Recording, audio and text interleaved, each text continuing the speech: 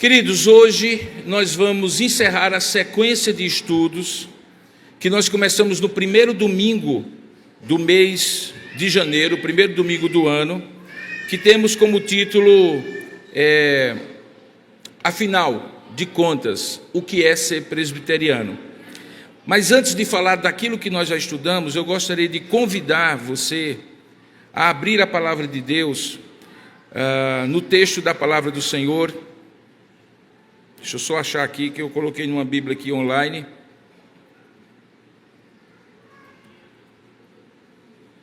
Gostaria que você abrisse a palavra do Senhor no Evangelho de Mateus,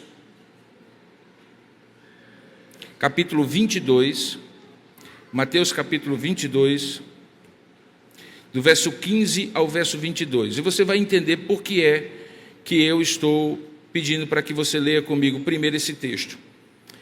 Obrigado, querido. Mateus capítulo 22, a partir do verso 15 ao verso 22. Diz assim a palavra do Senhor: Então, retirando-se os fariseus, consultaram entre si como o surpreenderiam, referindo-se a Jesus, em alguma palavra. E enviaram-lhe discípulos dos fariseus, juntamente com os herodianos, para dizer-lhe: Mestre, sabemos que és verdadeiro e que ensinas o caminho de Deus, de acordo com a verdade, sem te importares com quem quer que seja, porque não olhas a aparência do homem ou dos homens. Dize-nos, pois, o que te parece? É lícito pagar tributo a César ou não? Jesus, porém, conhecendo-lhes a malícia, respondeu: Por que me experimentais, hipócritas? Mostrai-me a moeda do tributo. E então trouxeram-lhe um denário romano. E ele lhes perguntou: De quem é esta efígie e essa inscrição que está na moeda? E responderam: De César. Então lhes disse: Dai, pois, a César o que é de César, e a Deus o que é de Deus. E ouvindo isto, se admiraram, e deixando, foram-se. Você certamente já ouviu essa expressão: dar a César o que é de César, dar a Deus o que é de Deus. Mas qual é a implicação para você como cristão, que é súdito do reino de Deus, e para esta igreja, ou para uma denominação como a Igreja Presbiteriana do Brasil, cumprir essa palavra: dar a César o que é de César e dar a Deus o que é de Deus? Muitos entendem que, porque nós somos súditos do reino de Deus, que é um reino espiritual, nós não temos nenhuma responsabilidade com a nossa cidadania terrena, com a nossa cidadania humana, com o fato de que somos, sim, cidadãos brasileiros, ou poderíamos ser de qualquer outro estado no mundo hoje, e que, diante desta vinculação humana, nós também temos obrigações com eles, do tributo, que é o imposto que nós pagamos, para que todos possam ser beneficiados com aquilo que precisam em termos de coletividade, ainda que nem sempre a gente veja isso acontecer, com a honra às autoridades que nós mesmos elegemos e com todos os outros deveres chamados deveres cívicos.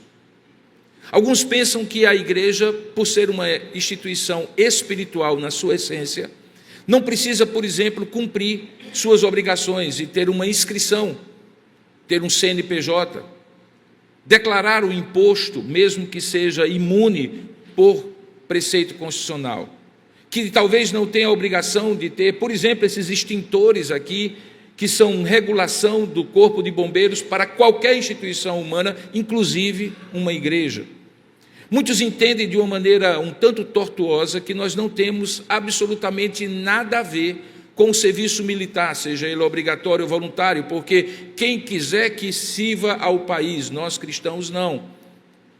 Por objeção de consciência, alguns fazem isso, mas também por argumentos teológicos, supostamente baseados na Escritura Sagrada, de que nós somos de um outro reino e que não temos nada a ver com o reino terreno.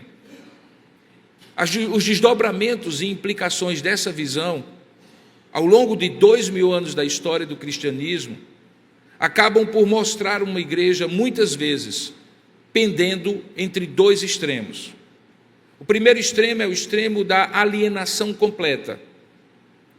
Baseado nisso que eu acabei de argumentar, a igreja supostamente não teria nada a ver com o mundo, que nós deveríamos só, de maneira reclusa e espiritual, cuidar da vida espiritual e não cumprir nenhuma das nossas obrigações cívicas e também não usufruir de nenhum dos nossos direitos cívicos. Ao longo da história, até pessoas propuseram que seria pecado que a igreja se envolvesse nas coisas do chamado mundo, interpretando de maneira equivocada o sentido dessa palavra mundo, como sendo a realidade humana, quando na verdade, biblicamente falando, quando Jesus disse que nós não devemos amar o mundo, nem as coisas que no mundo há, essa palavra cosmos não significa apenas o mundo físico e material, mas significa uma espécie de sistema de princípios e valores e crenças opostos a Deus, e este sim nós não devemos amar e não ter nada com ele, porque se amarmos Deus não nos ama, porque são opostos entre si. Mas obviamente que este mundo em que nós estamos nos traz implicações, mas para estes não. Por outro lado, no outro extremo, há pessoas que entendem que igreja e Estado, ou Estado e igreja, na verdade até se confundem, que a igreja inclusive deveria interferir nas coisas do Estado, como se não fosse uma soberania diferente debaixo da soberania de Deus, e que certamente prestará contas a Deus, assim como a igreja prestará. Muitas vezes a igreja, digamos assim, tomou conta do Estado. Na época medieval, eram os papas que colocavam a coroa sobre os imperadores e mandavam nos estados naquela época. Mandavam inclusive nos estados nacionais que surgiram logo depois do período do feudalismo, fazendo com que certas situações fossem absolutamente extravagantes, ou seja, que a igreja legitimava certas políticas do Estado, mesmo que essas políticas do Estado estivessem contrárias, como, por exemplo, a escravidão. Como, por exemplo, essa postura colonialista que muitas vezes acontece em vários lugares do mundo, fazendo com que aqueles povos que são originários da região, seja na América Latina, na África, na Ásia ou em qualquer outro lugar, não tivessem respeitado seus direitos de posse dos recursos naturais que eles, por gerações, mantiveram e que foram explorados. Então, quando a igreja vai para esses dois extremos, não tem nada com o Estado, não tem nada com o mundo, ou a igreja deve tomar todas as esferas e ser uma verdadeira teocracia, a igreja equivoca-se em ambos os lados. Daí porque o Reforma Protestante estabeleceu um princípio que ainda hoje é muito caro, da separação da igreja e do Estado, de que Deus tem autoridade sobre todas as coisas, mas ele estabelece esferas de soberania, como por exemplo sobre a família, sobre a igreja e sobre a sociedade, por meio das instituições sociais, dentre as quais o Estado, que não era objeto do propósito de Deus original, porém era sim, e é sim, um meio de Deus restringir o mal. Tanto é que a palavra de Deus diz que o Estado tem o poder da espada, aquilo que no aspecto jurídico se chama o poder coercitivo do Estado, de impor a lei que ele mesmo estabelece. Como é que nós podemos lidar com isso? É o último tema da nossa série de Afinal, o que é ser presbiteriano? E eu gostaria de abordar algumas questões que estão relacionadas justamente na relação da igreja com o Estado e que são questões atuais debatidas dentro da Igreja Presbiteriana do Brasil, a nossa denominação. Para que você entenda que a igreja não é alienada, mas a igreja também não é vinculada ao Estado, e é consciência do Estado, como João Calvino diz que nós deveríamos ser. Que a voz profética da igreja é que muitas vezes constrange o Estado a não fazer aquilo que é contrário à palavra de Deus. Isso a igreja faz quando proclama o Evangelho, mas também quando influencia a sociedade e, por meio de seus membros, estabelece, por meio do voto, do sufrágio universal, que é um direito cívico, aquilo que deseja para a sociedade. E dentre eles, até mesmo alguns que podem ter a vocação para a vida pública. Então, é nesse sentido que nós estaremos falando hoje pela manhã, no final dessa série, que foi a série que nós escolhemos para o mês de janeiro e primeiro final de semana de fevereiro, porque a partir do próximo domingo nós vamos ter as classes de escola dominical separadas e vocês vão conhecer hoje. Os temas estão maravilhosos e muito bem preparados, como vocês verão. Baseado nisso, então, é que esse texto precisa ser lido. Os fariseus tinham uma malícia própria, que era colocar Jesus em apuros. E sendo Jesus, pela sua pregação, um contestador do status quo, não apenas político, do Império Romano que oprimia a terra de Deus, Israel, mas também do status religioso, que fazia com que, em nome de Deus, algumas pessoas exercessem podres poderes tidos como em nome de Deus, mas que na verdade eram carnais e materialistas. É justamente nesse contexto que os herodianos, alguns dos herodianos, do partido de Herodes, era um partido político, diga-se de passagem, e aqueles que eram fariseus, um segmento religioso, procurassem Jesus naquele dia e tentassem colocá-lo em contradição, perguntando se Jesus, que tinha esse discurso contestador do que era errado, seja religiosamente, seja politicamente, deveria, segundo ele, ensinar ou até mesmo dizer aos seus discípulos que eles deveriam pagar tributo a César. Como nós sabemos, Israel estava sob o domínio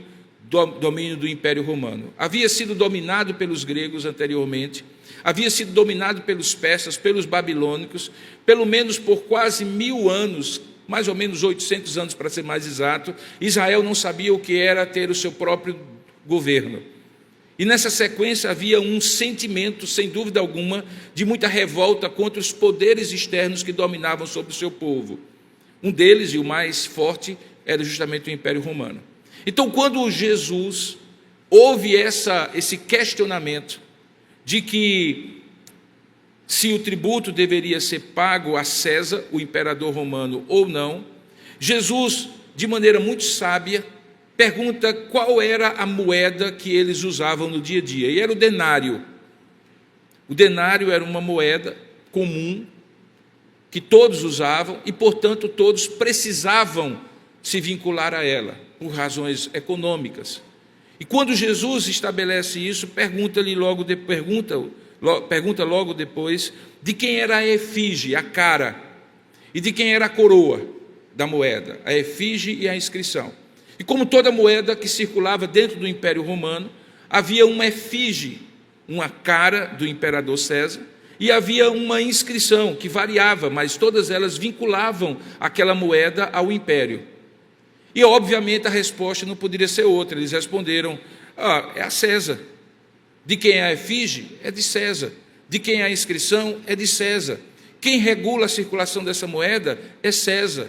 Quem estabelece o valor do câmbio dessa moeda em relação a outras moedas de outros lugares é César. É o Estado, representado na figura de César. E então Jesus diz a sua frase que ficou célebre, e a frase é: então dê a César o que é de César e dê a Deus o que é de Deus. O que ele estava querendo estabelecer é que há certas obrigações, mesmo daqueles que são seus discípulos, que precisam ser cumpridos diante de César. E há certas obrigações que não pertencem a César, como, por exemplo, o culto, a devoção, a mensagem do Evangelho, e que essas devem ser dedicadas a Deus. Mas nem sempre, como eu acabei de falar na longa introdução que eu estou fazendo, isso fica muito claro. Como também não fica muito claro que a interação da igreja com a sociedade não é apenas por uma questão política, mas, por exemplo, por questões religiosas, e por questões culturais também, e por questões sociais. E esse conjunto de interações da igreja com a sociedade é o tema do nosso último estudo, mensagem-estudo, que nós fizemos nesse intervalo, nesse recesso da Escola Bíblica Dominical. Como você deve lembrar, por favor, projete, Silvana, nós temos como título esse estudo, que é, afinal de contas, o que é ser presbiteriano. E nesse estudo nós começamos. No primeiro estudo nós falamos sobre a importância da identidade institucional. Ficou um pouquinho aí fora da configuração. E dissemos que a confissão de fé reconhece e expressa a identidade individual do cristão e também a identidade da igreja. E, consequentemente, porque nós cremos o que cremos e somos quem somos, direciona o que fazemos, a nossa missão. Isso tanto de indivíduos como de comunidades e igrejas como a nossa. Esse foi o primeiro estudo. No segundo estudo, nós estudamos a importância da unidade fundamental do governo presbiteriano, que é a figura dos presbíteros. Sejam eles pastores, que também são presbíteros docentes, sejam eles presbíteros regentes. E vimos que os presbíteros são os guardiães da doutrina e do governo da igreja, porque quando eleitos por vocês, membros da igreja, eles dirigem em nome de vocês um governo representativo à igreja do Senhor Jesus Cristo. Vimos que presbítero é alguém que supervisiona, como um bispo. Na verdade, a palavra bispo não é uma hierarquia de alguém superior a um presbítero, mas é uma função que ele exerce. E dentro dessa função, a principal delas é pastorear o rebanho em nome daquele que é o supremo pastor e a quem todos nós, pastores e presbíteros, devemos prestar contas. Isso inclui ensinar a sã doutrina, principalmente, mas também modelar a piedade, como modelo do rebanho, como diz 1 Timóteo e Tito. Vimos também, na terceira parte, que, do ponto de vista teológico, a igreja presbiteriana se distingue, teologicamente falando, com as chamadas doutrinas da graça. E essas doutrinas da graça são essas que estão colocadas aí. Pronto.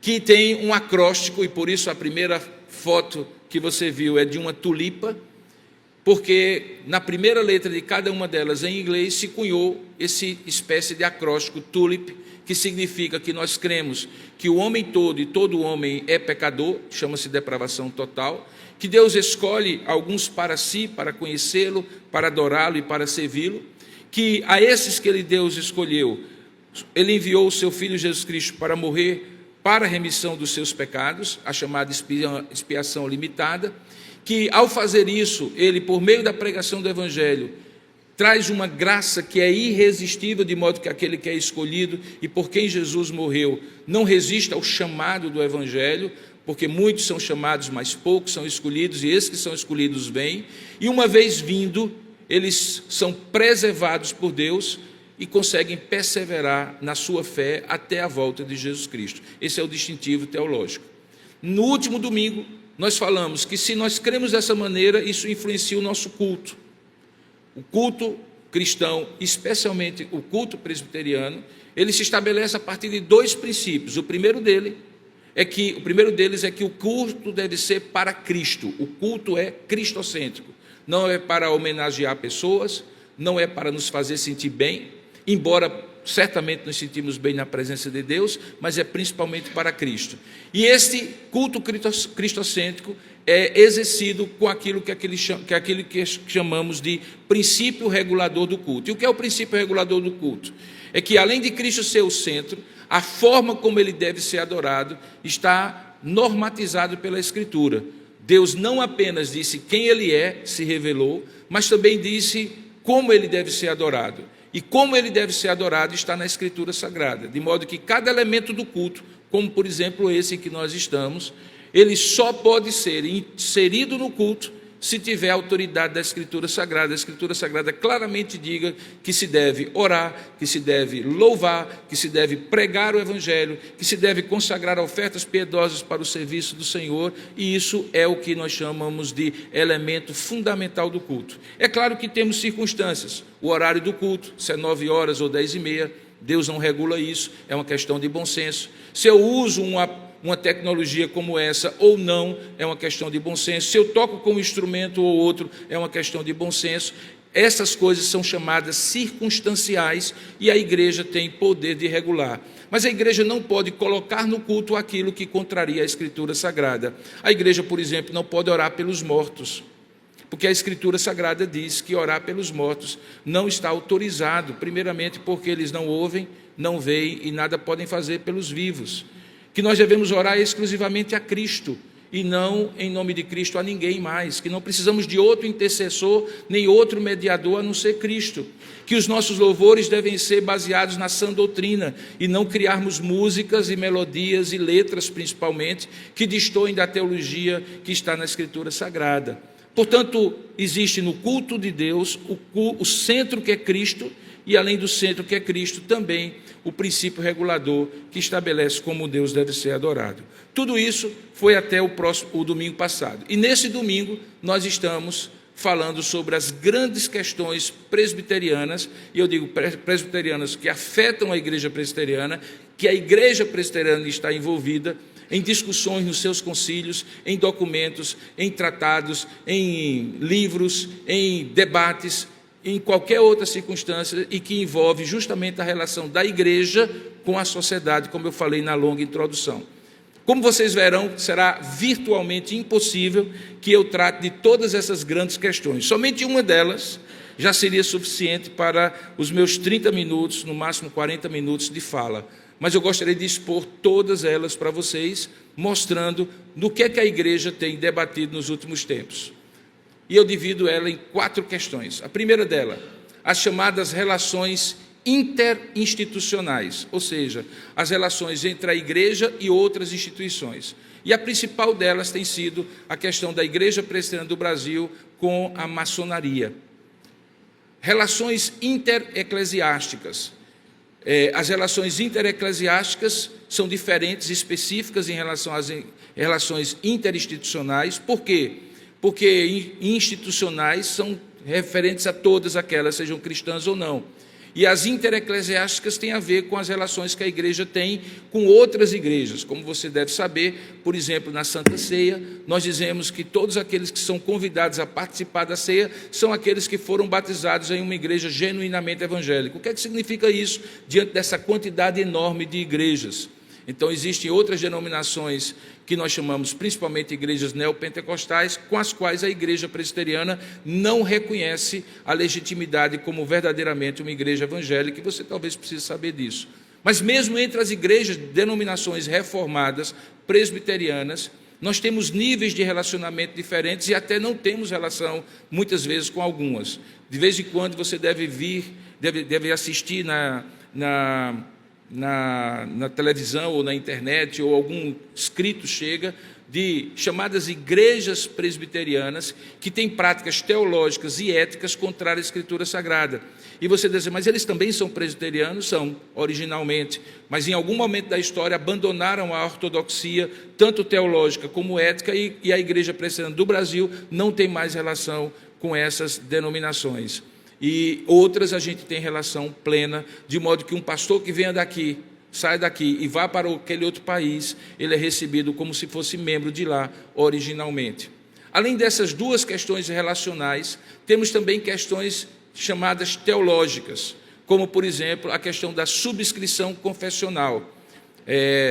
Todo pastor e todo presbítero, todo oficial da igreja, quando é ordenado, ele faz um juramento, e o juramento é não apenas em relação à Escritura Sagrada, mas também aos símbolos de fé, a confissão de fé de Westminster, o Catecismo Maior e o Breve Catecismo. E muitos entendem que, devido ao fato de que muitos estão mudando de opinião ao longo do tempo, que essa subscrição confessional deveria ser repetida todos os anos e cada vez mais restrita, de modo que, se alguém discordar de um pequeno detalhe da confissão de fé, que é a chamada subscrição restrita, essa pessoa não deveria continuar como pastor presbiteriano. Isso é uma questão que é tratada hoje nos concílios. O princípio regulador do culto, que foi objeto do domingo passado, esse eu só vou citar, e o papel e o lugar da mulher na Igreja Presbiteriana do Brasil. Recentemente, o Supremo Concílio declarou um posicionamento, e isso certamente voltará no próximo Supremo Concílio de 2026, que acontecerá em Manaus, e essa questão ainda é uma questão que se debate. Qual é o lugar da mulher? A mulher pode ser pastora? A mulher pode ser presbítera? Em outras denominações, sim, na Igreja Presbiteriana do Brasil ainda não. E eu digo ainda não, porque para alguns, certamente, esse seria o desejável, embora a Constituição da Igreja e a Confissão de Fé claramente restringem. Esse é um debate que se estabelece. Além disso, existem questões sociais, essas talvez relacionadas ao que é de César e ao que é de Deus. Por exemplo, a participação política de ministros e membros. Qual deve ser a posição da igreja em relação aos seus membros? E qual é o limite de participação política, principalmente para cargos eletivos, por parte de pastores da Igreja Presbiteriana do Brasil? E também posicionamentos sociais da denominação quanto à questão do valor da vida, a questão do aborto, a questão da eutanásia e outras questões. Tudo isso só existe por quê, irmãos? Porque nós devemos dar a César o que é de César e devemos dar a Deus o que é de Deus. Precisamos debater isso, e isso se torna um assunto relevante. Diante de todas essas questões, eu gostaria de fazer uma exposição bem rápida para os irmãos conhecerem e focar numa questão em particular. Então vamos por partes, né? Primeira delas, relações interinstitucionais. E aqui eu falo particularmente sobre a relação da Igreja Presbiteriana do Brasil com a maçonaria. Sempre houve relações históricas da Igreja Presbiteriana ou das igrejas evangélicas, batistas, congregacionais, episcopais com a maçonaria. Lembre do seguinte: quando o protestantismo chega no Brasil, nós ainda éramos parte do Império Português. E como parte do Império Português, a Igreja Católica Apostólica Romana era a religião oficial do Estado. Consequentemente, não era permitido sequer ter um edifício com um símbolo religioso que não fosse católico romano. Quando Ashbel Green Simonton chega no Rio de Janeiro, ele não podia sequer reunir os crentes que fossem crentes para um culto, porque também era proibido cultos que não fossem cultos de oficiais da Igreja Católica Apostólica Romana. Em vários lugares do país, esses cultos protestantes foram abrigados em lojas maçônicas no início. Isso aconteceu, inclusive, no Rio de Janeiro, com o próprio Simonton. E, consequentemente, em vários lugares, o apoio da maçonaria proporcionou o surgimento de igrejas evangélicas em vários lugares do país. Então, essas relações históricas, elas existiram e a Igreja Presbiteriana não nega. Ou seja, que, em grande parte, para que a igreja pudesse chegar no Brasil e fazer o trabalho dela, ela teve que ter o apoio, muitas vezes, institucional da igreja, da maçonaria. Isso não foi apenas com os presbiterianos, isso foi também com batistas, com anglicanos, com congregacionais e com praticamente todas as denominações evangélicas. Por quê? Porque, segundo os princípios da maçonaria, eles não admitem qualquer tirania religiosa de uma religião sobre a outra. Em 1903, essa questão foi tratada no âmbito da igreja.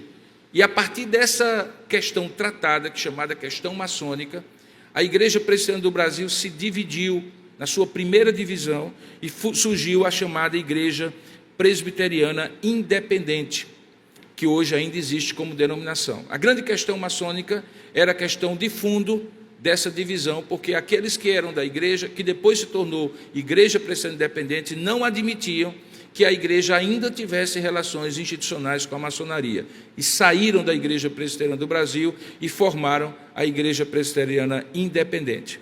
O que aconteceu com a Igreja Presbiteriana do Brasil que ficou? Durante muitos anos, essa questão foi trazida a reuniões de Supremo Concílio, e durante vários anos isso foi debatido. Havia a posição daqueles que diziam: qualquer membro da Igreja Presbiteriana do Brasil, membro normal ou oficial, que for da maçonaria, deve ser excluído do rol de membros, porque as doutrinas e práticas da maçonaria são incompatíveis com a fé cristã. Outros diziam não deveria acontecer isso por duas razões. Primeiro, porque aqueles que creem em Cristo são admitidos na maçonaria com as suas crenças, e não é-lhes forçado nenhuma prática religiosa ou ética contrária à Escritura Sagrada. Alguns que assim acreditam que a maçonaria é como um clube social, uma sociedade certamente secreta com seus ritos secretos, mas como um Rotary, um Lions ou qualquer outro. E o segundo motivo é porque, uma vez que eles não estão fazendo nada errado nesse posicionamento, eles não deveriam ser disciplinados, porque na Igreja Presbiteriana você não é disciplinado a não ser que exista uma comprovação baseada na Escritura de que você cometeu uma falta. Por outro lado, do outro lado, havia aqueles que diziam que não, a maçonaria tem ensinamentos incompatíveis, a começar da sua crença no grande arquiteto do universo, Gadu, que é um Deus, ou o Deus da maçonaria, porque para ser maçom você tem que crer em Deus, não pode ser ateu, não pode ser agnóstico, e esse Gadu representa, a depender de onde a loja maçônica estiver, tanto Alá como Deus, como Shiva ou qualquer outro Deus. E aqueles que assim creem dizem que, por isso, a maçonaria é uma sociedade ecumênica incompatível com a Escritura Sagrada. E, portanto, esses que são cristãos não deveriam ficar lá. Esse debate foi e veio várias vezes. No último Supremo Concílio, principalmente de 2006 a 2010, se chegou a um consenso, e eu gostaria de ler o que foi decidido como norma para a Igreja Presbiteriana. Instrução do Supremo Conselho da Igreja Presbiteriana do Brasil sobre maçonaria e outras organizações. Diz assim, e é importante que você saiba disso para que você conheça o que a igreja que você faz parte entende ser o verdadeiro posicionamento. A todas as igrejas e concílios espalhados pela República Federativa do Brasil e jurisdicionados a esse Supremo Conselho, graça e paz. Em sua reunião do Supremo Conselho do ano de 2006, a Igreja Presbiteriana do Brasil decidiu afirmar a incompatibilidade entre algumas doutrinas maçônicas e a fé cristã. Na reunião da sua comissão executiva realizada em 2007, foi criada a comissão especial com o propósito de produzir um documento de instrução para a Igreja sobre esse assunto, assim como considerações normativas em relação à CIPB, a Constituição da Igreja. 2. Não obstante vias comuns de aproximação da matéria, a comissão entendeu que, devido à necessidade de subordinação de suas considerações a princípios escriturísticos e confessionais da IPB, deveria proceder de forma direta, restringindo-se àquelas questões que lhes parecessem fulcrais. Terceiro, mediante consideração de milhares de páginas de documentos sobre essa questão e análise dos posicionamentos de outras denominações reformadas, conclui-se que há um aspecto primordial a ser considerado que conecta aquilo que é central ao entendimento da identidade reformada da Igreja Presbiteriana do Brasil e a questão da incompatibilidade com algumas doutrinas maçônicas, sendo essa especificamente a questão do culto ao único e verdadeiro Deus, de acordo com as Sagradas Escrituras e os símbolos de fé. 4. A Bíblia estabelece claramente que Deus criou o homem para a sua glória e para cultuá-lo. Os catecismos de Westminster declaram em suas primeiras respostas que o fim do homem é glorificar a Deus e gozá-lo para sempre. Não se considera a maçonaria ostensivamente como religião. O aspecto cultico ocupa ali também, ainda que não se considere a maçonaria ostensivamente como uma religião, o aspecto cultico ocupa ali também lugar essencial. Dentre os 25 landmarks, considerados como as mais antigas leis que regem a maçonaria universal e tidos como eternos e imutáveis, segundo o Grande Oriente de São Paulo, edição comemorativa de 50 centenário, há pelo menos 3 que dizem respeito à obrigação cultica. O número 11, que diz quanto à guarda do templo, o número 19, que diz sobre a crença no grande arquiteto do universo, que deve ser reverenciado, e o número 21, presença obrigatória de um livro que contém a verdade supostamente revelada pelo grande arquiteto do universo. Ainda a se considerar os 33 graus que, em suas diversas séries, desenvolvem sucessivamente as doutrinas e a filosofia da maçonaria, constituindo-se assim uma escola de ética, cujo programa é cultuar a Deus e cultivar a espiritualidade. Infere-se, portanto, que o aspecto cultico é central para a maçonaria. O culto biblicamente prescrito requer a adoração individual e coletiva a um único Deus trino e por intermédio de seu Filho unigênito, Cristo Jesus, conforme a Constituição de Fé de Westminster. 6. Ainda que louvável o anseio de responder à revelação geral de Deus em reconhecimento, culto e veneração, conforme o primeiro capítulo da Epístola de Paulo aos Romanos, a maçonaria, em sua intenção cultica, conflita com as ordenanças religiosas que Deus instituiu em sua palavra, que é a revelação especial. Quando aquela dirige a adoração a um Deus, como concebido por cada professante individualmente, dentre os mais diversos credos religiosos, não se pode, portanto, afirmar que nos atos de intenção cultica ou veneração maçônica do grande arquiteto do universo, o Deus de um seja o Deus de todos que estejam presentes. Já as Escrituras restringem o culto no primeiro e no segundo mandamento ao Deus bíblico do Antigo e do Novo Testamento, o Deus de Abraão, de Isaque e de Jacó, de nosso Senhor Jesus Cristo e de seus apóstolos. Outro sim, a oração no culto maçônico é dirigida a um Deus sem a necessária mediação do Senhor Jesus, contrariando também o que se encontra em 1 Timóteo, e aí vem outros títulos. Conforme já mencionado, a maçonaria reconhece a necessidade da revelação especial quando determina para suas lojas e templos a adoção de um livro sagrado, de acordo com a crença de cada um, considerando-o como aquilo que se supõe conter a verdade revelada pelo grande arquiteto do universo, Landmark 21. As próprias Escrituras, entretanto, determinam que o cristão tenha como única regra de fé e prática a Bíblia Sagrada, tanto para meditação individual quanto coletiva.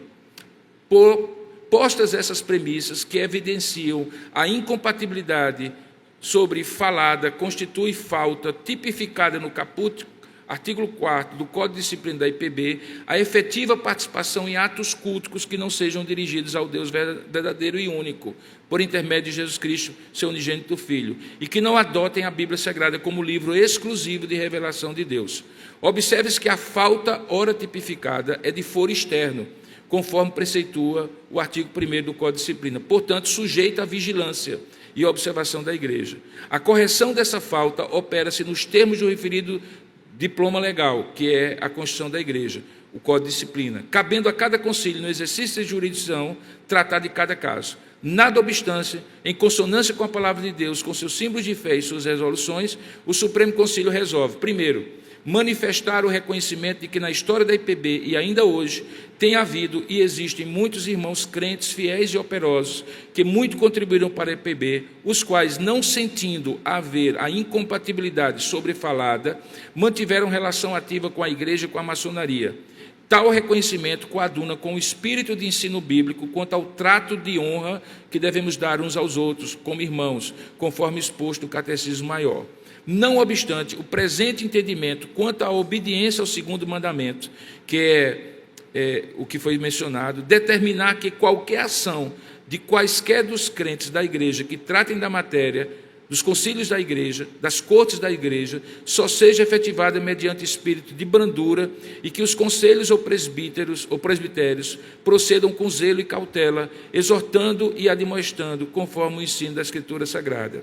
Terceiro, instruir todos os concílios, a eles jurisdicionados, que, considerando o que preceitua o artigo 6º, o qual especifica que as faltas são de ação ou de omissão, isto é, a prática de atos pecaminosos ou a abstenção de deveres cristãos, que incorre em falta o membro da igreja e ministro que estiver participando ativamente em atos cultos em desacordo com o primeiro e segundo mandamento, em qualquer organização que os promova. Portanto, a Igreja Presbiteriana de 2006, 2010, fechou essa questão maçônica e entendeu como incompatível que um membro da Igreja Presbiteriana seja maçom. E, inclusive, instruiu posteriormente que os concílios da Igreja não ordenassem presbíteros, diáconos e pastores se fossem membros da maçonaria, na Igreja Presbiteriana do Brasil, a não ser que lhes fosse vedado esse conhecimento. Então, a Igreja fechou uma questão sobre isso, e essa questão, ainda hoje, que eventualmente traz desconforto para alguns, na verdade, já tem uma posição oficial da Igreja Presbiteriana do Brasil. Estou à disposição para depois algumas dúvidas e esclarecimentos poder dar individualmente. Relações intereclesiásticas é o segundo item. A Igreja tem uma comissão de relações internacionais eclesiásticas, chamada CRI, Comissão de Relações Internacionais Eclesiásticas. Essa comissão presta relatório a cada 4 anos ao Supremo Concílio, e ela estabelece 3 níveis de relacionamento que a Igreja Presbiteriana do Brasil deve ter com outras denominações eclesiásticas. O primeiro nível é chamado nível de contato ecumênico. E entenda ecumênico aqui não como ecumênico para toda religião, ecumênico entre as igrejas cristãs que professam o Evangelho. Nesse sentido, são essas igrejas reformadas com as quais a IPB mantém relações iniciais e diálogos ou acordos e parcerias limitadas. Por exemplo, a Igreja Presbiteriana da Austrália, a Igreja Presbiteriana Westminster da Austrália, a Igreja Presbiteriana do Chile, a Igreja Presbiteriana de Moçambique e a Igreja Presbiteriana do Paraguai. Essas igrejas, a igreja tem um nível 1 de relação. Ela começa a conhecer, começa a entender que igreja é essa, quais são os princípios dessa igreja e começa nesse nível. O nível 2 é um relacionamento correspondente. É como se houvesse embaixadas da igreja lá e embaixadas da igreja aqui. São igrejas que, após os contatos iniciais, reconhecem-se mutuamente em termos confessionais, ou seja, aquilo que vocês creem é o que nós cremos, e vislumbram o eventual, o possível aprofundamento da relação.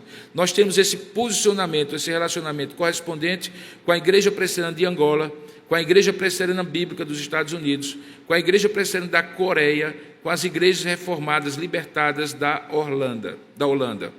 E o nível mais profundo de relacionamento é o chamado nível 3. São as igrejas irmãs com relações fraternais e comunhão eclesiástica plena. Eu já participei de uma igreja dessa, a Igreja Presbiteriana na América, PCA, quando fui missionário brasileiro 5 anos nos Estados Unidos. E eu não fui transferido dessa igreja para lá, Eu simplesmente cheguei e fui recebido no presbitério, porque o que nós cremos e o que eles creem, todas as relações são plenas, de modo que eu também posso ir diretamente para lá, sem precisar de um processo mais demorado. Com essas igrejas, nós temos esse nível 3, a Igreja Presbiteriana Ortodoxa dos Estados Unidos, a chamada OPC, a Igreja Presbiteriana Evangélica dos Estados Unidos, a chamada IPC, a Igreja Presbiteriana na América, que foi a denominação que eu fiz parte, a PCA, a Igreja Presbiteriana Nacional do México, obviamente no México, e a Igreja Presbiteriana, ou as Igrejas Reformadas na África do Sul. Por que isso é importante para você? Porque de vez em quando você aparece assim, Igreja Presbiteriana ordenou uma mulher lésbica para ser pastora. Aí você diz assim, ué, pastor, isso é presbiteriano? Eles são presbiterianos? São desses presbiterianos que não estão nem aí no nível 1, nem no nível 2, nem no nível 3. A Igreja Presbiteriana USA, por exemplo, que é a nossa igreja mãe, que foi quem enviou Ashbel Green Simonton como nosso missionário, em algum momento lá na frente, ela começou a se desvirtuar nas suas crenças, nas suas práticas, e a Igreja Presbiteriana rompeu relações. Nós não temos mais nada a ver com eles. Não podemos proibir que eles usem o nome presbiteriano, por isso que você que é presbiteriano precisa ter o discernimento de saber que nem todo aquele que diz que é presbiteriano como você aqui no Brasil, crendo o que você crê.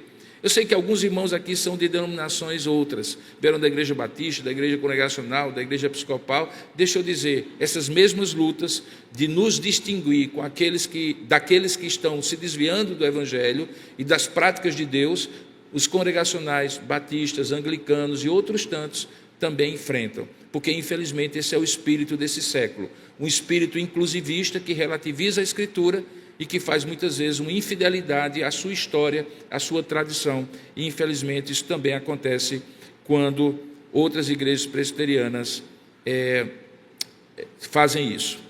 Terceiro, relações intereclesiásticas com igrejas não presbiterianas.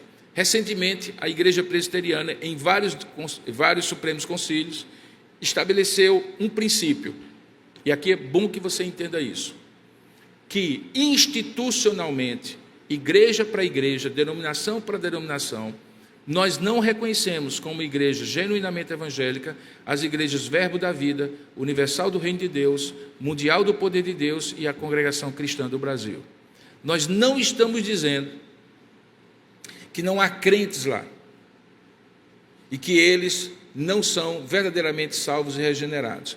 Nós estamos falando que institucionalmente a prática dessas igrejas destoa da Escritura Sagrada e, portanto, nós não temos como ter relações institucionais, porque relações institucionais, por exemplo, implica em receber os membros de lá por simples carta de transferência, como recebemos os irmãos batistas, congregacionais e assim por diante. Nesses casos, nós temos todo um processo que é regulado pelo Conselho, que esclarece para os que vêm de lá a necessidade deles, eventualmente, até mesmo se batizarem para se tornar membros da igreja. Então, com essas igrejas, nós não temos relações intereclesiásticas. Significa dizer que eu, como pastor presbiteriano, não sou autorizado a participar de cultos dessas igrejas e não tenho autorização, mesmo sendo o presidente do conselho, a convidar pastores dessas igrejas para pregar no púlpito da Igreja Presbiteriana de Tambaú, porque me é vedado por instrução da denominação que assim entendeu, e com a qual eu concordo, diga-se de passagem.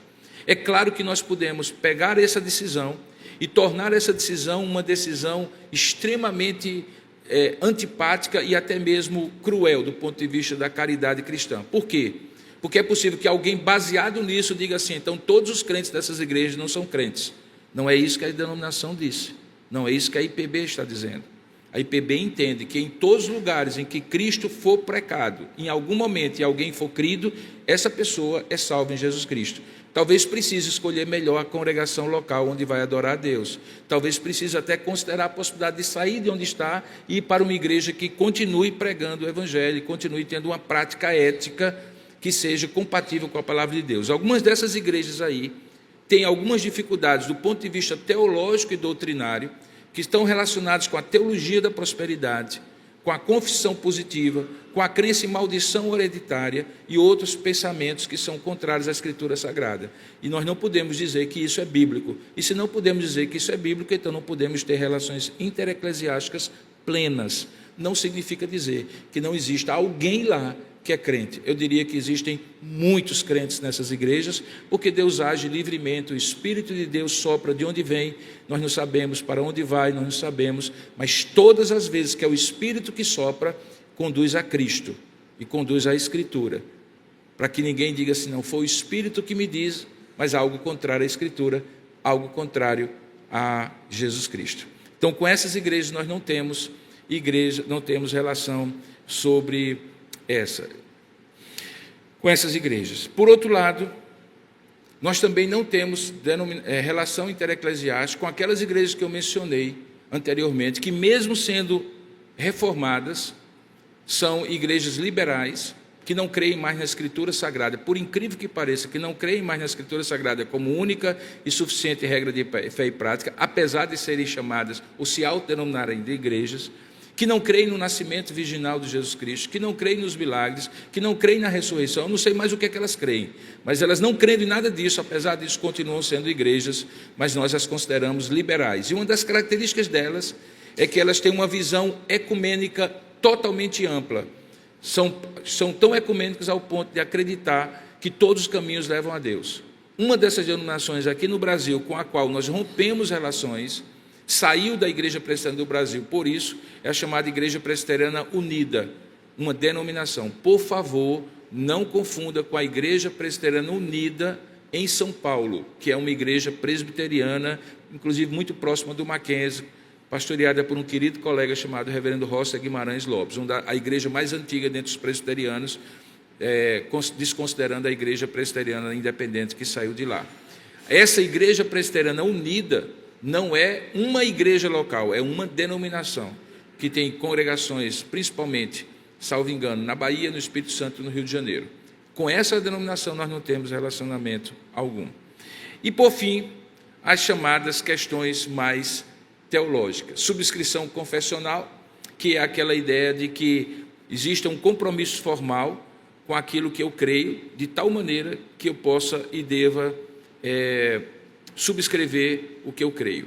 O reverendo Augusto Nicodemos, num artigo muito interessante chamado Confessionalidade lato ou stricto sensu, ou seja, restrita ou aberta, comenta qual é a posição da Igreja Presbiteriana do Brasil.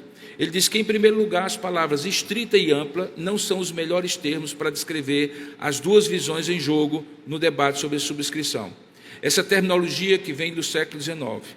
Mas, de certa forma, os dois termos são caricaturas das posições que levam esse nome. Em vez de subscrição estrita, a melhor é subscrição integral.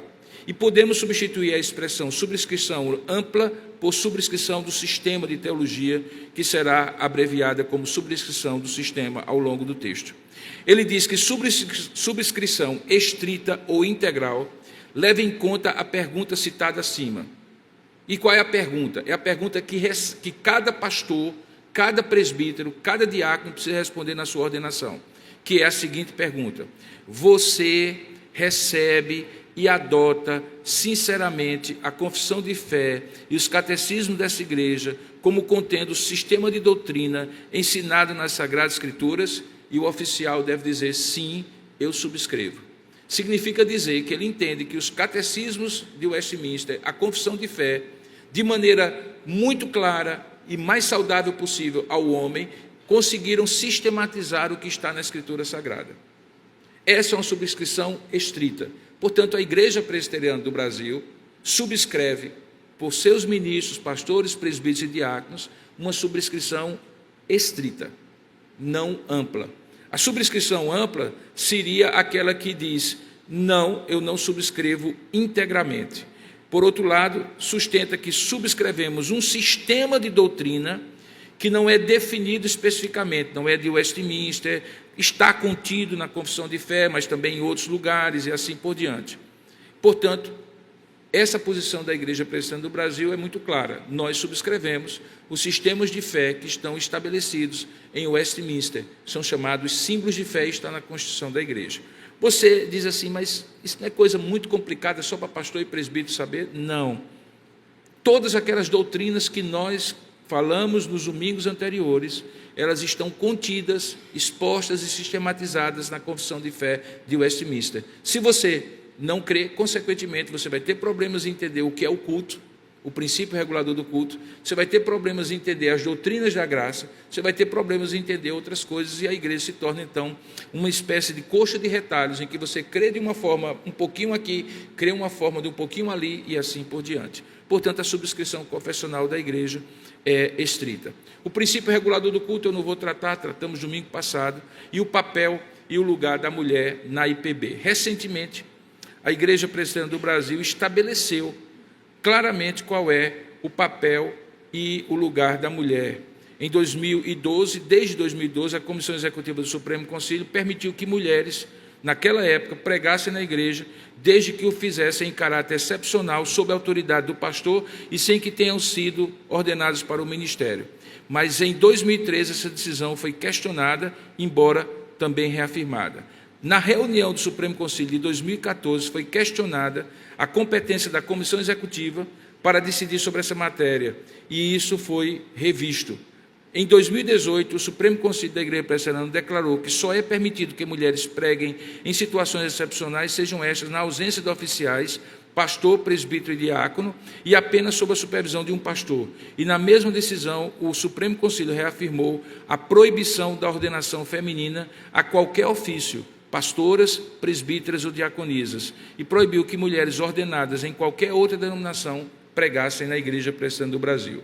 Em 2022, agora no último em Cuiabá, o Supremo Conselho emitiu um documento que está disponível, eu posso depois passar para vocês, esse estudo é anterior a ele, portanto não tenho aqui a referência, o link, mas eu posso passar para você, em que a decisão do Supremo Conselho foi restringir, dizendo que no culto só devem pregar aqueles que foram ordenados a esse ofício. No caso, os pastores, presbíteros da igreja, sob a autoridade do pastor, como alguns assim interpretam, e eu estou entre eles, ou qualquer outro oficial da igreja, contanto que subscreva confessionalmente a Confissão de Fé de Westminster, sob a autoridade do pastor. O documento restringe aos pastores, e isso será questão a ser debatida em 2026 em Manaus. Portanto, o que fica claro é que a Igreja Presbiteriana do Brasil entende que o pastorado, o presbiterato e o diaconato são funções exclusivas dos homens. E isso traz um problema tremendo, por quando mal compreendido. Nós não estamos dizendo, hoje mesmo nós tivemos uma mulher aqui orando diante da igreja. Nós não compreendemos que a mulher está proibida de orar, está proibida de ministrar no sentido daquilo que é compartilhar o Evangelho, pregar o Evangelho em qualquer lugar, pregar o Evangelho na sua própria casa, pregar o Evangelho para os pequenos na escola bíblica dominical, para as mulheres e assim por diante. O que nós acreditamos é que quando um pastor, homem, porque assim está estabelecido na Escritura Sagrada, prega a palavra, ele está fazendo sob a autoridade de Deus. É ele que é o porta-voz de Deus, embora seja um homem pecador como eu diante de vocês. E quando eu ensino a vocês, eu exerço autoridade sobre vocês. O ensino da palavra é um ensino autoritativo. O que eu ensino não é para ser questionado na maneira como é para ser questionado na maneira como talvez eu exponha, mas não na essência do que eu exponho. Se a exposição do que eu exponho é fiel à Escritura Sagrada, vincula todos nós em termos de obediência. E por isso, como diz a palavra de Deus, que uma mulher não deve exercer autoridade sobre o seu marido na igreja de Deus também, a esta mulher seria vedado falar autoritativamente no culto solene que é oferecido a Deus. Tem uma reunião da SAF, não há problema nenhum dela pregar. Há um estudo bíblico na sua casa, não há nenhum problema dela ministrar o estudo bíblico para as suas senhoras da SAF, para participar do culto doméstico junto com seu esposo e assim por diante. No entanto, essa função autoritativa da Igreja Presbiteriana do Brasil é colocada sobre os homens, e nós temos argumentos teológicos e doutrinários para isso, que depois eu posso expor para você. Ok? E por último, e como eu disse para vocês, é impossível que eu possa me aprofundar em todos esses temas nesse momento, mas me coloco à disposição de você depois. Temos as questões sociais. E aí eu resumi no próprio slide como é a orientação da Igreja Presbiteriana, particularmente da Igreja Presbiteriana do Brasil. Isso é muito importante, irmãos, porque em 2022 no escopo da eleição presidencial, nós tivemos que, mais uma vez, estabelecer isso diante da igreja. O Conselho da Igreja produziu um texto, e esse texto foi lido diante da igreja, posicionando a Igreja Presbiteriana de Tambaú diante do debate que havia entre os dois candidatos, principalmente do segundo turno. Havia uma série de tendências dentro da igreja cristã, evangélica, presbiteriana, inclusive, no meio nosso, de que os pastores deveriam indicar o voto e dizer claramente quem deveria ser o presidente do país. E alguns, obviamente, a grande maioria, entendia que um candidato com determinado perfil ideológico deveria ser o candidato da igreja, embora houvesse na igreja pessoas que acreditavam que um outro candidato de um perfil ideológico diferente deveria ser o presidente do país. Nós assumimos uma posição que está aí exposta. Primeiro, que a participação de política de ministros e membros deve ser incentivada, sim, como uma vocação individual para alguns cristãos. Do mesmo jeito que você pode ter uma vocação para o ministério sagrado, você pode ter uma vocação para o ofício ou para o que a gente chama de ministério do magistrado civil na sociedade, seja numa política partidária, seja numa função social. Você também é cristão fora da igreja e Deus chama alguns especialmente para isso.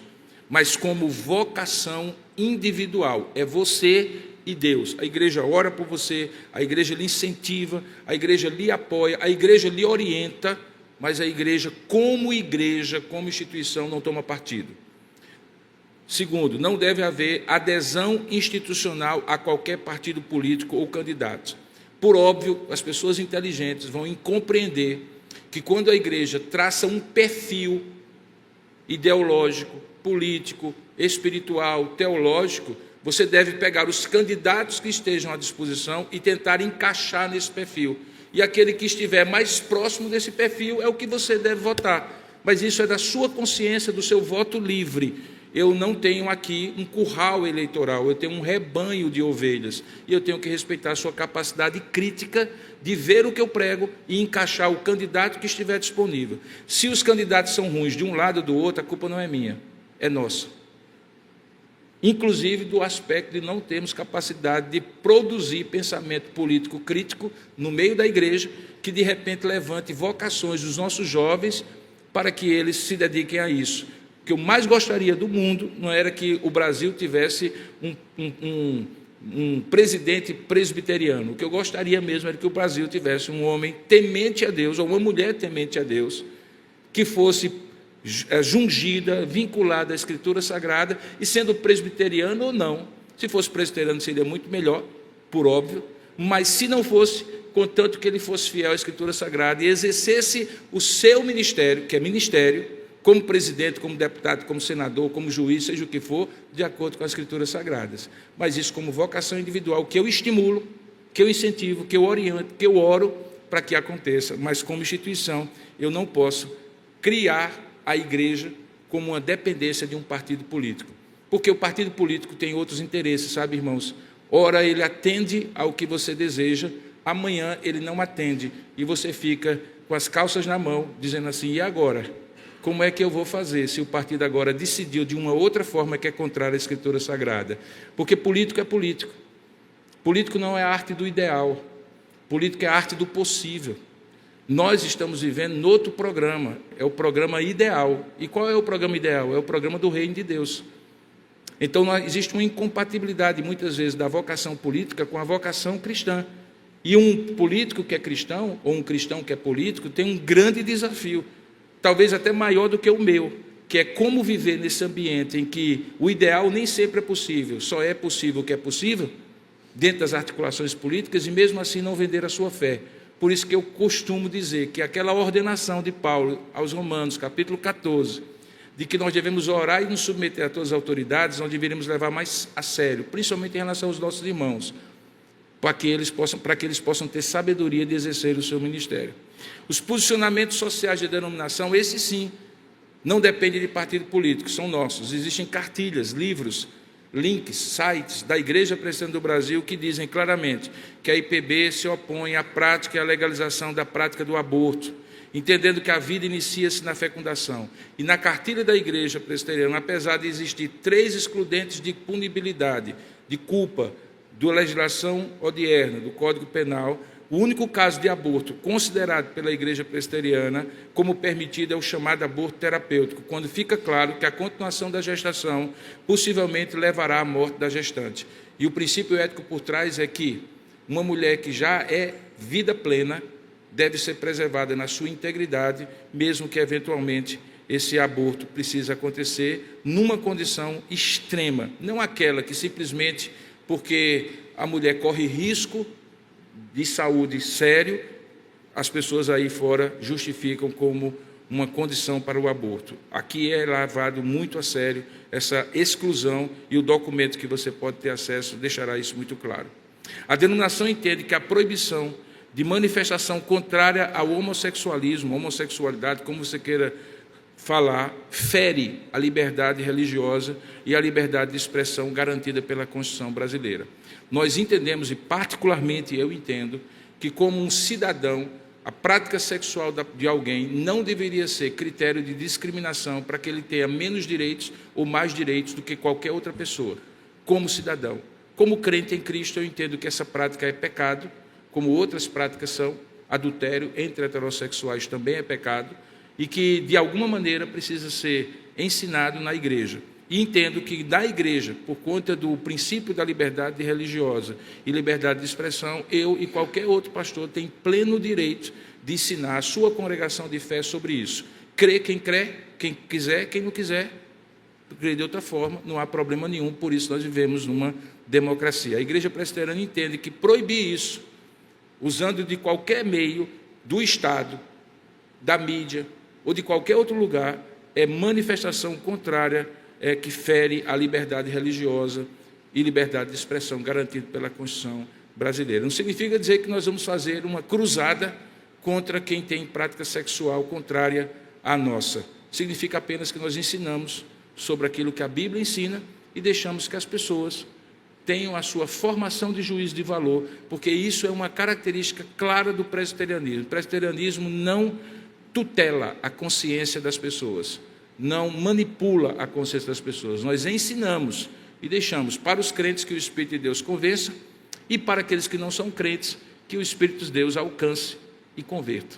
E isso é o que nós fazemos. Nós não jungimos a consciência de ninguém, não manipulamos a consciência de ninguém.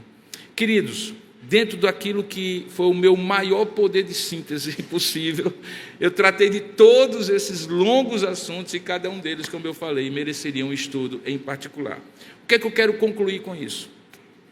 Se hoje entrasse por aquelas portas alguns fariseus herodianos e perguntassem a vocês, a mim e a vocês, a igreja de vocês se envolve no mundo? A igreja de vocês pensa sobre esses assuntos que não são espirituais, entre aspas? A igreja de vocês tem o que dizer às pessoas que pensam diferente de vocês, aquilo que a Escritura Sagrada ensina? A igreja de vocês dá a César o que é de César e dá a Deus o que é de Deus? Fiquem tranquilos, a Igreja Presbiteriana do Brasil faz isso. A igreja que vocês fazem parte, o pastor que pastoreia vocês, essa congregação local, não se furta a tratar do assunto. Eu tenho a impressão que tem pessoas aqui que são presbiterianos há muitos anos e nunca tinham ouvido com tanta clareza o posicionamento da igreja presbiteriana como ouviram hoje pela manhã, porque não existe assunto proibido que não possa ser objeto de ensino nesta igreja, particularmente na igreja presbiteriana de Tambaú. Amém? Diante disso, vamos dar a César o que é de César e vamos dar a Deus o que é de Deus.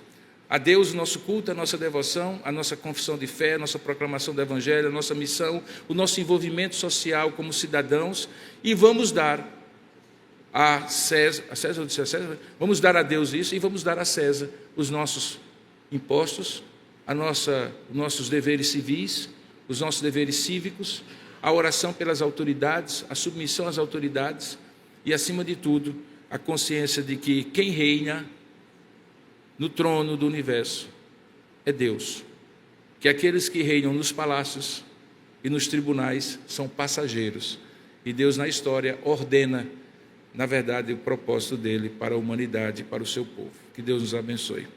Como em outros domingos passados, diferentemente do nosso culto normal, digamos assim, por conta dessa série eu quero abrir para perguntas e questionamentos por alguns minutos. Eu sei que os temas são polêmicos, e é possível que já tem gente ali levantando a mão. Então, por favor, faça a sua pergunta objetivamente. Por favor, eu não quero ouvir sua opinião, eu quero ouvir sua pergunta, porque se eu começar a ver um discurso sobre cada coisa, eu gostaria que você dissesse: a pergunta é essa, e aí eu vou tentar aplicar aquilo que cabe a mim aplicar na palavra.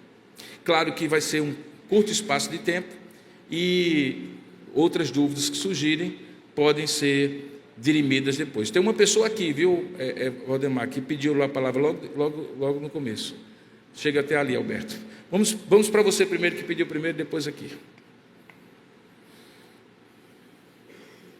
Orem por mim, né, para eu poder responder direito.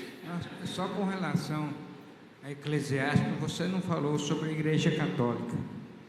É porque nós não consideramos uma igreja católica como uma igreja genuinamente evangélica. Aquelas igrejas ali são igrejas que nós consideramos como igrejas ou que se dizem genuinamente evangélicas, tem um eco agora que surgiu aqui, ou igrejas que outras denominações entendem como igrejas evangélicas. Eu vou dizer claramente como é que eu entendo a relação que a Igreja Presbiteriana do Brasil, particularmente a Igreja Presbiteriana de Tambaú, tem que ter com a Igreja Católica Apostólica Romana. Existem pautas, temas e assuntos que nós temos absoluta convergência. Por exemplo, a luta da Igreja Católica Apostólica Romana contra o aborto é nossa.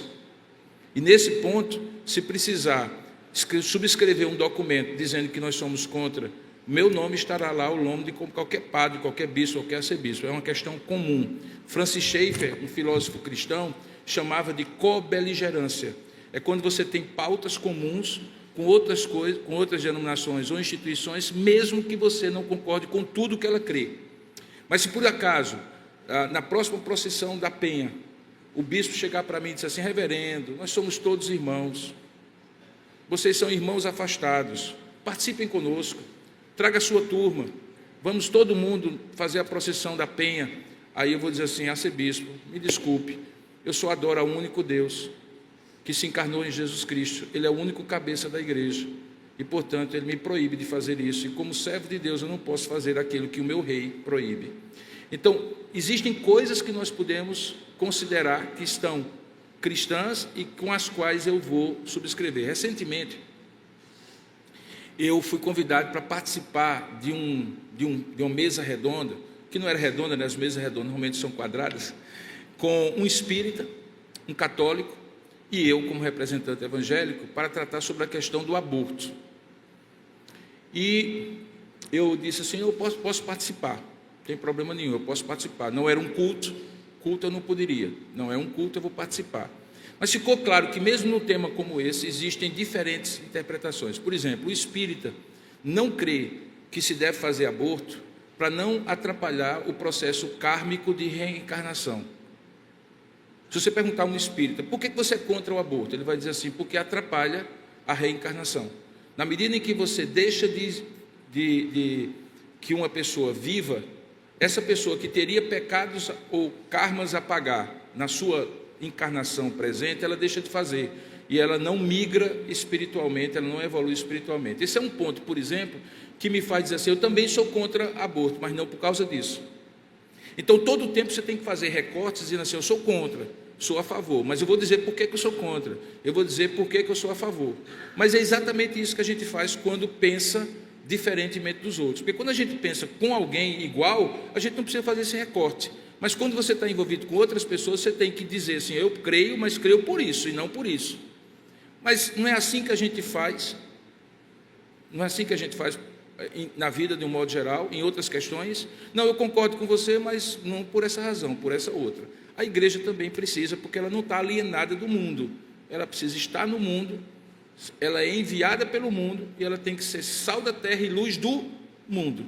Por isso que ela tem que participar. Eu não me nego a participar de debate sobre tema nenhum, embora não para convencer ninguém, mas simplesmente para posicionar qual é a posição da igreja sobre isso, da igreja presbiteriana, particularmente da igreja presbiteriana de Tambaú.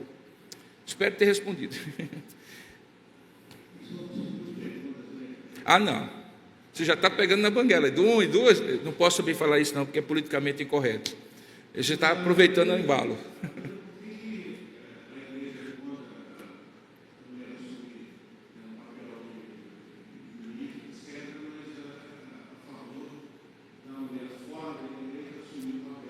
Excelente pergunta. Agora você me deu um gancho perfeito, porque a questão da igreja entender que a mulher não tem autoridade oficial para ser diaconisa, presbítera ou pastora, não tem a ver sobre a competência da mulher. Não tenho dúvida que, se Deus permitisse, algumas mulheres seriam melhores pastoras do que eu. Seriam melhores presbíteras, não vou dizer dos colegas presbíteros, mas de presbíteros que eu conheci. Não é questão de competência, é uma questão de ordenação de Deus. Se você encontrar na Bíblia uma ordenação explícita de Deus, dizendo que a mulher pode e deve ser pastora, presbítera ou diaconisa, tudo bem, mas a Bíblia não diz. O que significa dizer que no reino de Deus existe um princípio, e o princípio é que Deus deu autoridade ao primeiro homem, Adão, para ordenar a sua família, e dá autoridade a cada homem aqui para ordenar a sua família. Significa que esse homem é um autoritário machista que deve suprimir os dons e as competências de sua esposa ou de suas filhas mulheres? Não, o nome disso é machismo. Por isso que quando alguém diz que a igreja presbiteriana do Brasil é machista, eu digo não, você está interpretando a coisa diferente. O que Deus dá é autoridade a você para ordenar a sua esposa e seus filhos. E se você não fizer, você está descumprindo a palavra de Deus. Mas existem coisas que eu tenho certeza que sua esposa faz melhor do que você. Por exemplo, organizar as coisas. Minha mulher faz melhor do que eu, e eu não tenho condição de organizar as coisas. Eu tenho boas ideias e gosto de mobilizar e comunicar as pessoas. Mas quando eu digo assim, vamos organizar, a Cefra toca tranquilo. E a maioria das mulheres também aqui. Em casa não há problema nenhum, por isso que existe ali uma complementariedade. Ou seja, aquilo que Deus deu ao homem como dons e função, o homem deve exercer. E aquilo que Deus deu às mulheres como dom e função, as mulheres devem exercer. Não existe base bíblica que prove que Deus deu o dom do pastorado, do presbiterado ou diaconato às mulheres. Portanto, por isso a igreja presbiteriana não ordena. Não quer dizer que nós não entendemos que as mulheres podem nos auxiliar. Existe, inclusive, uma sociedade interna chamada Sociedade Auxiliadora Feminina. Por exemplo, uma mulher orou aqui, 3 mulheres do louvor ministraram louvor hoje aqui, tinha mais mulher aqui na frente do que homem cantando. Então, existem funções que claramente a mulher pode exercer, mas o oficialato é uma autoridade. Se eu tivesse uma mulher aqui pregando hoje, você que é homem, e eu que estivesse aqui, e os presbíteros dessa igreja estariam submissos à autoridade docente dessa mulher. E isso está contrário à palavra de Deus. Por quê? Porque a palavra de Deus diz assim, ensine em casa o homem à sua mulher. Aí eu trago você de casa e boto uma mulher para ensinar você. Tem competência? Talvez tenha até melhor didática, talvez tenha melhor pedagogia, mas não tem autoridade sobre você, nem sobre mim. Isso não é machismo, é princípio de Deus. E o contrário, quando a mulher tem autoridade civil sobre você? Ah, não, com certeza. Se tivéssemos uma prefeita aqui na cidade de João Pessoa, eu me submeteria a ela como cidadão, mas não como ovelha dela, nem como membro de uma igreja que ela fosse. Digamos que existe uma pastora aqui em alguma igreja de João Pessoa, e essa pastora seja eleita prefeita. Como prefeita, magistrada civil, eu devo obediência e submissão a ela, como cidadão de João Pessoa. Como pastora, não. Como pastora, eu não a reconheço como pastora. Você vê um caso extremo de uma pessoa que não foi prefeita, não, foi primeira-ministra da Alemanha, Angela Merkel, Margaret Thatcher. Você vai dizer que essas mulheres não tiveram competência e todo mundo, seja homem, seja mulher, não tiveram que se submeter à liderança política delas? Claro que sim. E tinha pastor presbiteriano lá que dizia assim, não, está certo mesmo, dona Thatcher, dona Merkel, é isso mesmo. A senhora está fazendo uma política para o Estado, e o Estado envolve todos nós. Para a igreja é diferente. Nós não, e aí é uma coisa interessante, vou concluir assim, né? Qual é a diferença disso? É porque nós partimos da Escritura como regra de fé e prática. Nós não partimos da cultura e das mudanças culturais como regra de fé e prática. Porque se hoje alguém disser assim, mas pastor, que posição sem sentido, a sociedade evoluiu, as mulheres hoje mostram... É verdade, eu vou dizer que não é? É. E nas funções que elas exercem, eu me submeto a elas. Porém, o meu critério definidor do que é certo e o que é errado não é a mudança social. Porque se amanhã alguém disser assim, mas olha, os animais estão regendo o zoológico melhor do que nós regemos a sociedade. Nós deveríamos, ao invés de escolher um pastor, escolher um jumento. Se bem que tem alguns pastores que, eventualmente, podem até ser comparados a... Eu, algumas vezes, digo minhas asneiras aqui. Mas, veja, a sociedade mudou. Aí, porque a sociedade mudou, eu mudo a igreja para se adequar à sociedade, ou eu digo, não, a igreja estabelece a partir de um princípio da Escritura Sagrada. E a Escritura Sagrada é que julga minhas ações na sociedade. Essa é a grande diferença. É uma posição histórico-crítica ou uma posição bíblico-teológica. Nós assumimos uma posição bíblico-teológica para analisar os fenômenos sociais. Nós não admitimos as mudanças histórico-culturais que sejam contrárias à Escritura. E é interessante, porque alguns dizem, inclusive, que houve essa evolução, entre aspas, justamente nesse sentido. A partir do momento que denominações que eram historicamente bastante ortodoxas começaram a admitir a ordenação de mulheres, logo depois tiveram que admitir a ordenação de homossexuais. E aí foi, por ter aberto. Recentemente eu fiquei chocado porque o capelão da outrora Universidade de Harvard, confessional, porque foi fundado inclusive por presbiterianos, é ateu. Você consegue entender uma pessoa, um aluno, que está num grande drama existencial, aí chega para um capelão da sua universidade, que foi fundada por presbiterianos, em algum momento se desviou do caminho, chegando para você e diz assim, capelão, eu queria muito que o senhor me ajudasse aqui, porque eu acho que na minha situação só Deus. E ele diz assim, desista, eu não creio em Deus. Para que você é capelão, meu amigo, se você não crê em Deus? Mas chegou a esse extremo. Por quê? Porque começou a abrir mão daqui, abrir mão da acolá, e onde passa um boi, passa uma boiada. Próximo. Vocês estão sendo caridosos comigo. Ali está Albert e ali atrás. Eita. Quando mulher levanta assim, depois eu falo desse assunto, eu já fico logo com medo. Diga aí, minha irmã. Estou brincando. Com medo, brincando, claro. Diga, querida. Sem problemas. Eu basicamente queria saber quais as principais divergências com a Congregação Cristã no Brasil e qual o motivo de um ex-membro da congregação precisar se batizar novamente. Ótimo. Só pergunta boa. A Congregação Cristã do Brasil, que é uma das maiores denominações cristãs, e eu digo cristão entre aspas, não porque não estou duvidando que existem cristãos lá, mas de acordo com o que eu acabei de expor. Uma das denominações, ela tem um costume, ela tem uma crença de que a revelação espiritual, não necessariamente escriturística, tem primazia na ministração da palavra. Eu estou colocando só um ponto. Por exemplo, na Congregação Cristã do Brasil não existem pastores ordenados, existem anciãos, que pode ser qualquer pessoa aqui. E no culto normal da congregação cristã, os anciãos, normalmente, são aqueles que trazem a palavra, mas trazem a palavra naquele estilo que é o seguinte, o Espírito de Deus falou comigo e a mensagem de Deus para nós hoje é esta. E então dão uma mensagem que necessariamente não tem ancoragem na Escritura Sagrada. Para nós, que somos protestantes, nós estabelecemos um princípio que chama-se sola Scriptura, que basicamente é aquilo que nos faz acreditar que a Escritura Sagrada é a nossa única regra de fé e prática. Por exemplo, se alguém chegar aqui, no meio do culto, está aqui, acontecendo agora, diz, pastor, eu queria falar algo, e chegar para mim e dizer assim, pastor, eu quero dizer que a gente precisa, isso é um fato verídico, isso que eu estou contando para vocês aconteceu na minha adolescência na Igreja Presbiteriana em Campina Grande. Um irmão pediu a palavra no culto de oração e disse, olha, eu acho que a gente está faltando, a gente está orando por todo mundo, a gente está orando de presidente por vizinho da igreja, mas eu acho que a gente resolveria tudo isso se a gente orasse pelo diabo. Porque, veja, ele não está por trás de tudo isso. Se o diabo se converter, resolve tudo isso.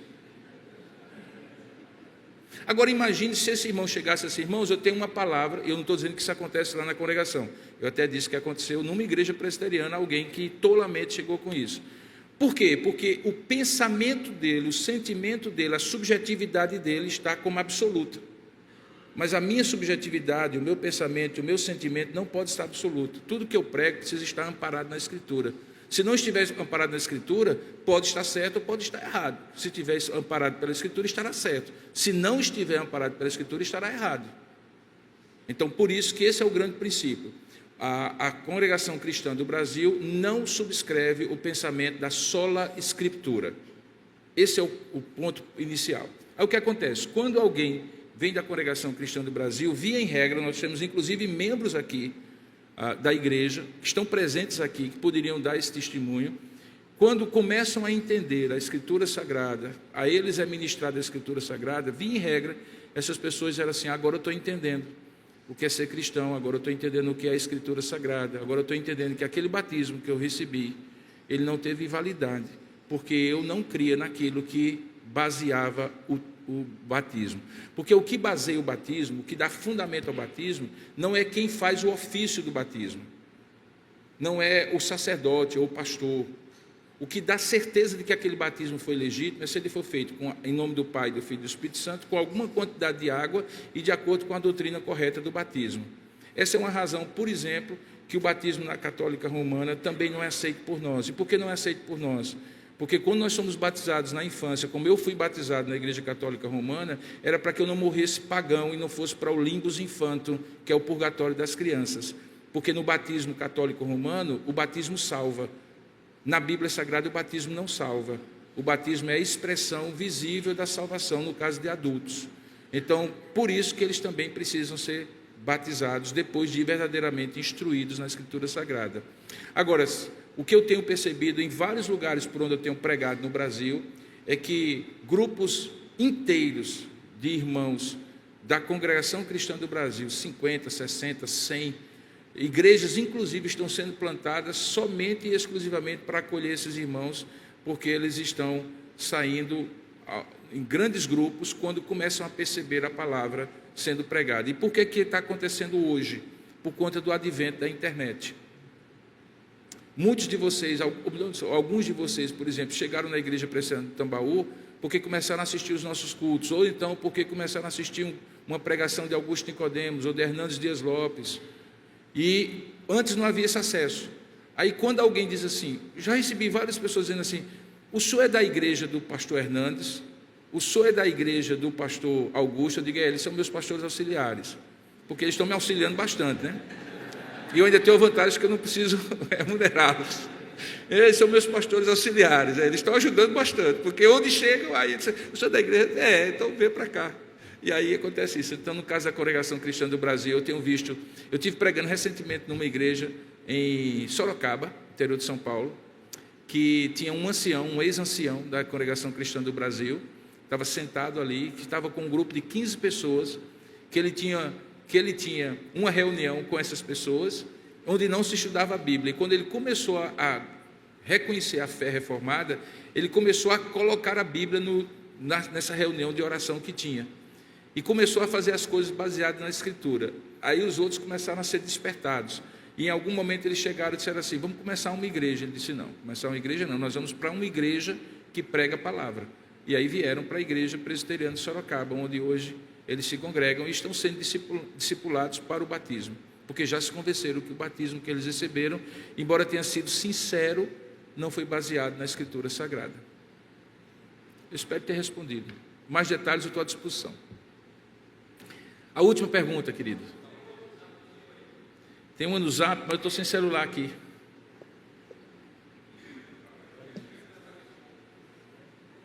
Está na internet, alguém vai...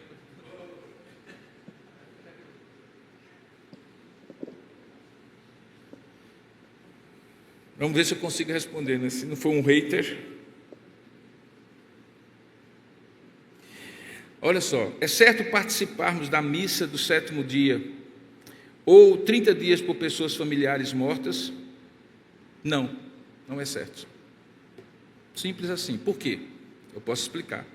Missa é a repetição do sacrifício de Cristo. Por isso que em toda missa tem que ter a Eucaristia com transubstanciação. Se você quer prestar solidariedade a uma pessoa querida, um familiar querido, faça uma visita a essa pessoa, à família dela. Mas como é que você poderia participar de um culto que é contrário à Escritura Sagrada? Porque quando o sacerdote pega a hóstia e consagra supostamente a Deus, eu digo supostamente a Deus, embora ele seja sincero na crença dele, ele crê que aquela hóstia se transformou no corpo de Cristo. E, consequentemente, quando você repete o sacrifício de Cristo, você vai contra Hebreus capítulo 9, diz que o sacrifício de Cristo foi o único e eterno, e não se repete. Então, é um simbolismo do sacrifício de Cristo que é repetido. Se fosse só um simbolismo, já estaria errado, mas a crença é que, de fato, a hóstia se transforma no corpo de Cristo e o vinho se transforma no sangue de Cristo. Tanto é que, quando você era pequeno e frequentava uma igreja católica, se dizia assim: não mastigue a hóstia, porque você está mastigando Jesus, e você tem que deixar ela dissolver. Então, se eu não creio nisso, como é que eu posso participar?